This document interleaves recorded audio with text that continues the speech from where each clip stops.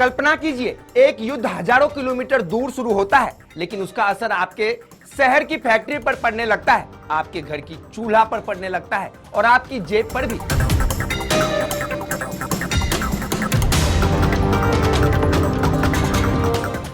मध्य पूर्व में बढ़ता ईरान इजराइल वार अब सिर्फ दो देशों का युद्ध नहीं रह गया।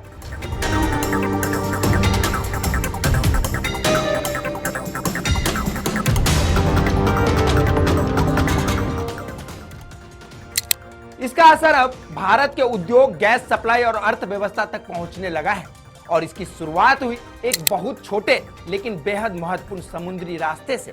दुनिया का लगभग 20% तेल और बड़ी मात्रा में एलएनजी यानी कि लिक्विफाइड नेचुरल गैस एक ही समुद्री रास्ते से गुजरता है। उस रास्ते का नाम है स्ट्रेट ऑफ हॉर्मुज।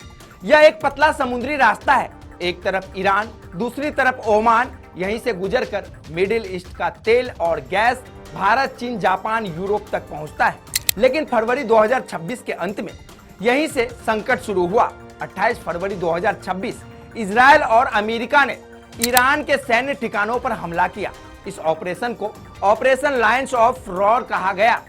इसके जवाब में ईरान ने मिसाइल और ड्रोन हमले किए और खाड़ी के क्षेत्र में अमेरिकी ठिकानों पर भी निशाना बनाया गया।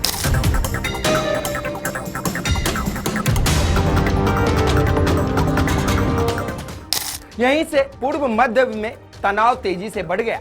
युद्ध शुरू होते ही तेल और गैस बाजार हिल गया, क्योंकि दुनिया का लगभग 20% तेल और बड़ी मात्रा में एलएनजी यही रास्ता पार करके जाता है। जहाजों की आवाजाही अचानक कम हो गई और सैकड़ों टैंकर समुद्र में रुक गए। परिणाम, तेल की कीमत $70 से बढ़कर $80 से ऊपर पहुंच गई। अब सवाल यह है कि इससे भारत को क्या फर्क पड़ता है? जवाब है, बहुत बड़ा फर्क पड़ता है।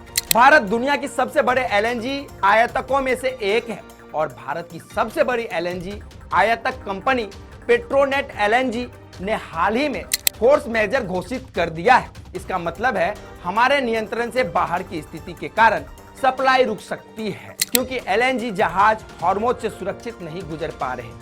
अब इस वैश्विक संकट का असर भारत के शहरों तक पहुंचने लगा है। उदाहरण के लिए सूरत में 300 से ज्यादा इंडस्ट्रियल यूनिट रोज लगभग 1.5 लाख किलो गैस का इस्तेमाल।